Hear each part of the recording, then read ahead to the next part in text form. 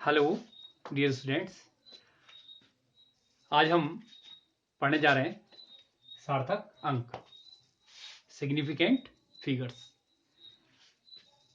सार्थक अंक क्या होते हैं?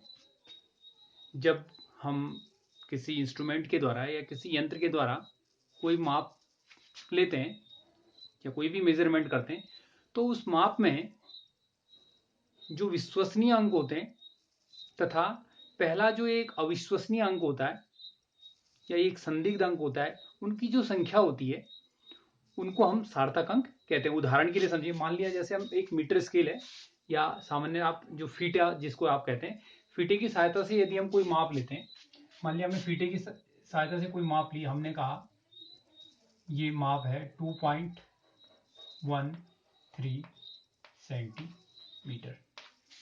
देखें कितना लिखा हमने, 2.13 सेंटीमीटर। हमने ये कोई फीटे से एक लंबाई नापी। तो आप यहां ध्यान देंगे कि जो फीटा हमारा, फीटा देखेंगे, ये फीटा देख दो तो इसमें इस तरह से पैमाना बना रहता है, ये 0, फिर 1 2 3 4 5, फिर 1 2 3 4, ये 1।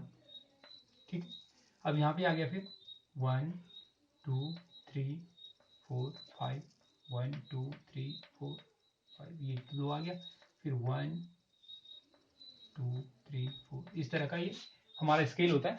अब यहाँ देखो हमारे पास लंबाई है 2.13 सेंटीमीटर, हमने मापन किया तो 2 ये है, 2 के बाद कितना है, 0.1 है, चलो ठीक यहाँ पर है।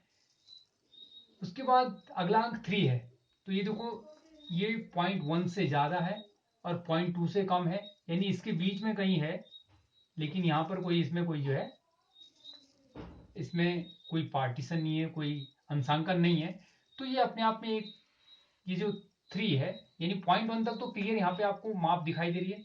0.1 के बाद ये 0.1 से अधिक है और 0.2 से कम है, यानी ये जो अंक है 3, ये अविश्वसनीय या संदिग्ध अंक यहाँ पर हो गया। तो इस पूरी माप में ये 2 तो विश्वसनीय अंक हो गए, क्योंकि एग्जैक्टली हम इस माप को तो पूरा पूरा इसमें देख पा रहे हैं, लेकिन ये जो अंक है ये 0.1 और 0.2 के बीच का है, तो इसको हम एग्जैक्टली यहाँ पे माप नहीं पा रहे हैं, तो ये हमारे लिए एक अविश्वसनीय या संदिग्ध अंक हो जाएगा।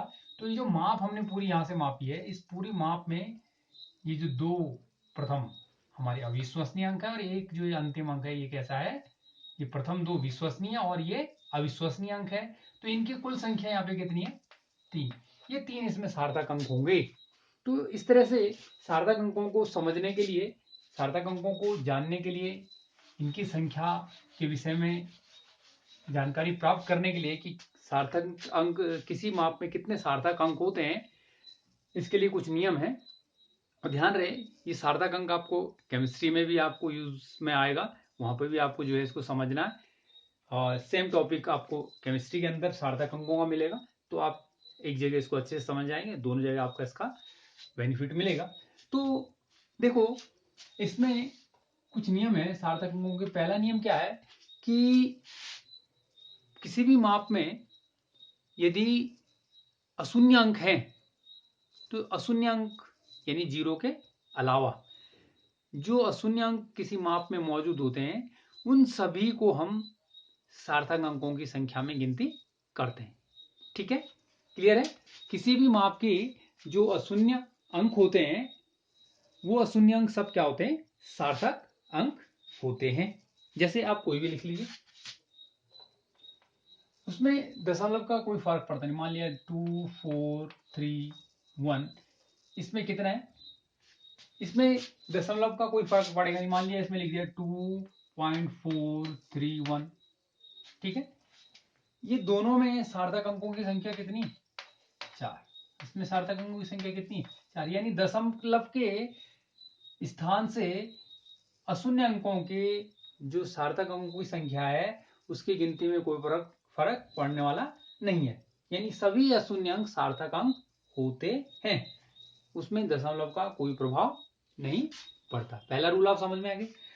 अगला रूल क्या है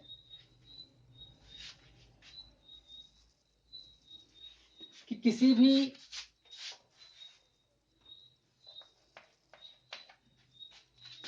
अशून्य अंकों के बाद या अशून्य अंकों के बाद के शून्य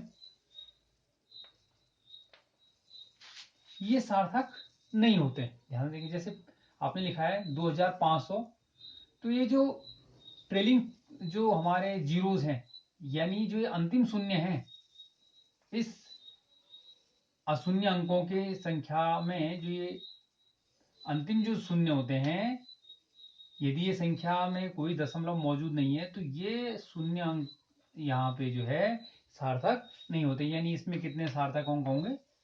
2 सार्थक अंक होंगे। लेकिन ध्यान देंगे तीसरा, यदि अशून्य अंकों के बाद दशमलव का चिन्ह लगा है, यानी दशमलव मौजूद है संख्या में, और उसके बाद उसमें शून्य लगे हुए, तो इस दशा में और इस दशा में ये शून्य सार्थक अंकों की गिनती में आते हैं। यानी यहाँ पे कितने सार्थक अंक होंगे? 4। यहाँ पे कितने सार्थक अंक होंगे? 2। रूल इस पर समझ में आ रहा है कि किसी संख्या में जो बिना दशमलव के हो, आखिरी जो शून्य है सार्थक नहीं होते हैं। यहाँ देखो, ये आखिरी शून्य जो है सार्थक नहीं होते हैं। लेकिन यदि किसी संख्या में दशमलव मौजूद है तो उसके जो अंतिम शून्य होते हैं, आखिरी जो शून्य होते हैं, यानी दशमलव के बाद जो शून्य होते हैं, उनकी गिनती हम सार्थक अंकों में करते हैं। ठीक है। चौथा रूल आप समझेंगे कि 2 अशून्य अंकों के बीच, मान लिया हमारे पास हमने लिखा 5, 7, और इनके बीच में हमारे पास शून्य लगे हुए, तो 2 अशून्य अंकों के बीच के जो शून्य होंगे ये भी हमेशा सार्थक अंकों में इनकी गिनती होगी। मान लीजिए देखो यहाँ पे कितने सार्थक अंक होंगे? 1, 2, 3, 4, 5। इसमें कितने सार्थक अंक होंगे? 5। ये 4 रूल आपको क्लियर हो गए। यानी ये हम कह सकते हैं 1 से बड़ी संख्याओं के लिए, ये सारी संख्याएं 1 से बड़ी हैं, यानी सब अशून्य अंक हैं, यानी शून्य से बड़े इसमें संख्याएं सारी मौजूद हैं, तो उनके लिए ये नियम है। देखो पहला नियम आपको क्लियर हो गया होगा कि सभी अशून्य अंक जो है वो सार्थक अंक होते हैं, और इसमें दशमलव के स्थान का सार्थक अंकों की संख्या पर कोई प्रभाव नहीं पड़ता। दूसरा आप देखेंगे कि यदि किसी अशून्य अंकों के पीछे आखिरी में शून्य लगे हुए होते हैं तो ये जो शून्य है इनकी गिनती सार्थक अंकों में नहीं होती है। तीसरा रूल आप देख रहे हैं कि यदि किसी अशून्य अंक के आखिरी शून्य दशमलव के बाद लगाए गए होते हैं तो वे शून्य जो है उनकी गिनती सार्थक अंकों में हो जाती है। यहाँ देखो, यहाँ 2 है, यहाँ कितने? 4। चौथा रूल है कि अशून्य अंकों के बीच में यदि शून्य आ जाए तो जितने भी शून्य अशून्य अंकों के बीच में होंगे उन सब की गिनती किस में आ जाएगी? सार्थक अंकों में होगी। इस तरह से अब हम 1 से छोटी की बात करते हैं, यानी 1 से छोटी का मतलब समझ गया। उसके लिए हमारे पास क्या क्या रूल है?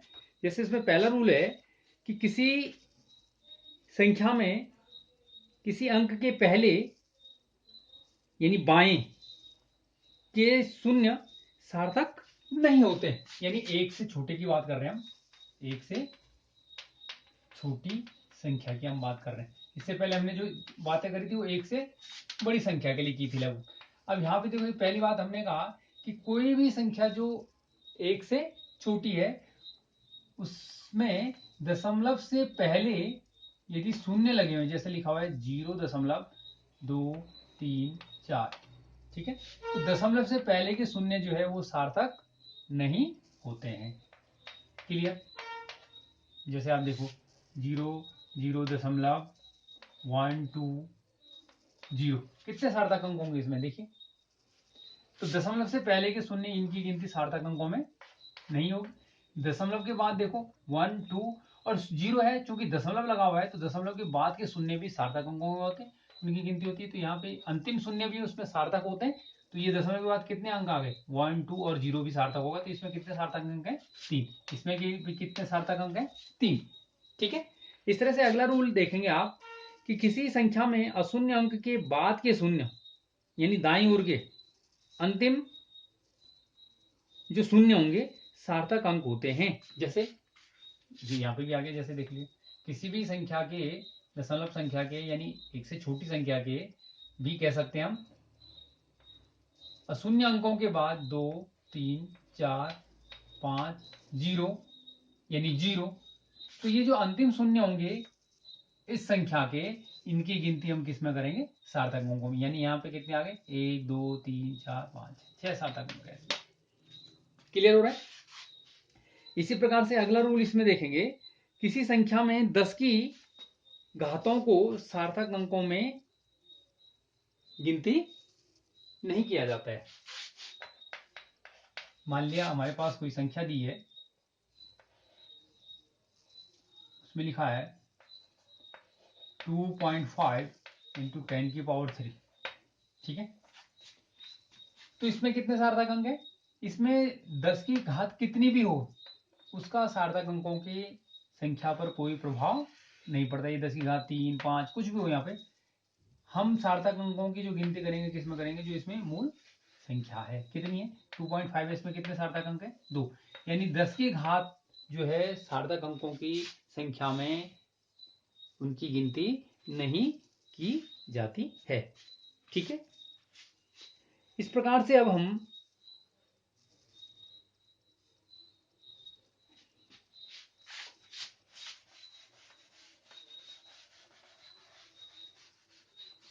संख्याओं का पूर्णांकन करना चाहें, पूर्णांकन के नियम में आपको समझा देता हूं। पूर्णांकन कैसे किया जाता है?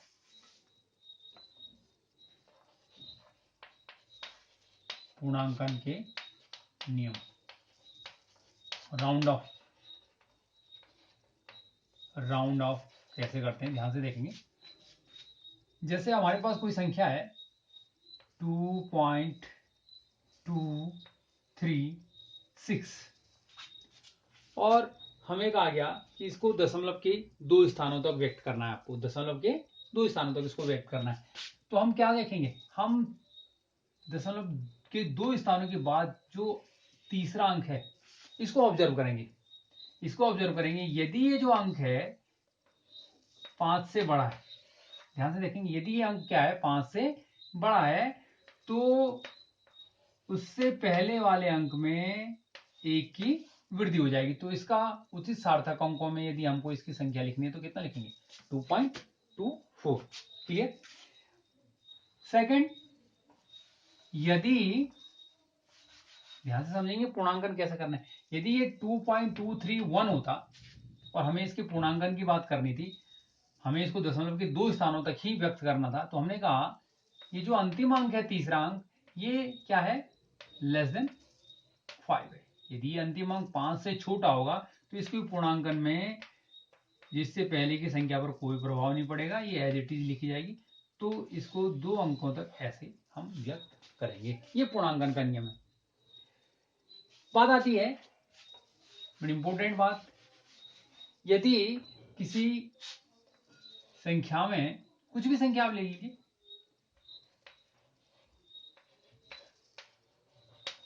ध्यान दे देंगे ये अंतिम अंक 5, ये दोनों संख्याएं आप देखेंगे 2.335, यहां ध्यान से देखेंगे। अब यदि हमें इन दोनों ही संख्याओं को दशमलव के 2 स्थानों तक व्यक्त करना है और अंतिम अंक यहां पे भी 5 और यहां पे भी 5 है। देखो 5 से यदि अधिक है तो पूर्णांकन के लिए क्या करते हैं? 5 से यदि अंतिम अंक 5 से अधिक है और हमें इसको यहां तक पूर्णांकन करना है तो इससे पहले वाले में 1 की वृद्धि हो जाती है। ठीक है। किस कंडीशन में? यदि ये अंक 5 से बड़ा है, और यदि ये अंक 5 से छोटा है तो उस स्थिति में ये हट जाता है सीधे और इस पर कोई प्रभाव नहीं पड़ता और ये एज इट इज आ जाता है 2 अंकों तक। ये यदि 5 छोटा होगा तो ये 2.34 होगा, 5 छोटा होगा तो ये 2.33 होगा। अब यदि ये 5 से बड़ा होगा तो ये क्या हो जाएगा? 2.35। ये 5 से बड़ा होगा तो क्या हो जाएगा? 2.34। 1 की वृद्धि हो जाती है उससे पहले वाले में। अब जब ठीक 5 है, ध्यान से समझेंगे, ये यदि ठीक 5 है, जैसे इसमें और इन दोनों मापों में हमने 2 मापें ली, इसमें जो हमारी माप है वो 2.345 और ये 2.335। अब इनका पूर्णांकन कैसे किया जाएगा? बड़ी ध्यान से समझने वाली बात है कि यदि ठीक 5 जो है हमारा अंतिम अंक है और उसको हम पूर्णांकित करना चाहते हैं और उससे पहले क्या है? देखो कोई सम संख्या है, ठीक 5 की कंडीशन में उससे पहले यदि कोई सम संख्या है तो उस संख्या को हम कोई चेंज नहीं करते हैं और उसको पूर्णांकित करके इस प्रकार से लिख दिया जाता है। यानी 5 को छोड़ देंगे, पहले यदि सम संख्या है तो उसमें कोई प्रभाव नहीं पड़ेगा, 2.34 ही आपका आंसर इसका पूर्णांकन में आ जाएगा। अब यहां देखो 2.335, ध्यान देंगे अंतिम अंक ठीक 5 होने की दशा में यदि इससे पहले अंक तक हम इसको राउंड ऑफ करना चाहते हैं, पूर्णांकित करना चाहते हैं, तो इसके पूर्णांकन के लिए आपने यहां देखना है कि यदि ये अंक क्या है, विषम अंक है और ठीक 5 इसके बाद की संख्या है, तो इसके पूर्णांकन के लिए इसमें 1 की वृद्धि कर देंगे, इसका आंसर भी वही आएगा। इस तरह से सार्थक अंकों में इसके पूर्णांकन के नियम की आपको जानकारी रखनी है। ये भी आपको बता दिया है कि 10 की जो घात यदि किसी संख्या में लिखी गई है तो उससे सार्थक अंकों की संख्या पर कोई प्रभाव नहीं पड़ता। मान लिया लिखा है 2.70 इंटू 10⁻³ मीटर, हमारे पास ये कोई माप दी है, मान लिया कोई डिस्टेंस दे दी 2.70 10⁻³ मीटर, तो आपको कहा गया इसमें सार्थक अंकों की संख्या कितनी होगी, तो कितनी होगी देखो।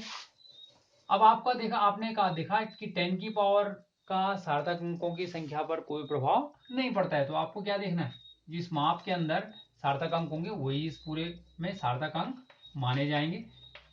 सार्थक अंक कितने हैं, सार्थक अंकों की संख्या कितनी है, सार्थक अंक यहाँ पे कितने हैं, तो देखो 1 2, अब देखो दशमलव के बाद अंतिम शून्य भी सार्थक अंकों में गिनती होती है। यदि ये ऐसा होता तो पूर्ण संख्याओं में सार्थक अंक जो है, अंतिम जो शून्य है वो सार्थक अंकों में उसकी गिनती नहीं होती है, लेकिन दशमलव के बाद यदि अंतिम शून्य होते हैं तो उनको हम सार्थक अंकों में गिनती, यानी इसमें कितने 3 सार्थक अंक इस माप के अंदर मौजूद हैं।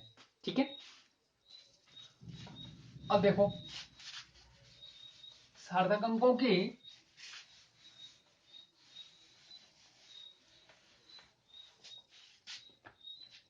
योग और अंतर का, योग तथा अंतर में सार्थक अंक, कैसे, क्या है ये नियम, कैसे इसको हम समझेंगे। किसी भी माप में यदि हम 2 या 2 से अधिक मापों को योग कर रहे हैं तो जो योगफल प्राप्त हो रहा है हमें, उस योगफल में हम कितने सार्थक अंकों को डिसाइड करेंगे, कितने सार्थक अंक उसमें रखे जाएंगे, इसका जो नियम है योग तथा अंतर का, जो सार्थक अंकों का नियम है, उसको आप ध्यान से समझेंगे।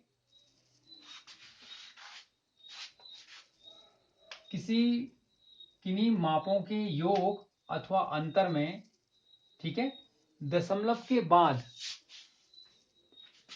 ठीक दशमलव से पहले जितना है उससे कोई फर्क नहीं, वो उतने ही रहने देंगे, दशमलव के बाद केवल उतने सार्थक अंक रखे जाएंगे जितनी मापी गई, यानी जोड़ी जाने वाली राशियों में सबसे कम सार्थक अंक वाली संख्या के अंदर सार्थक अंक होंगे। मान लिया हमें माप दे दी है 2.351 है ना, और दूसरा दे दिया है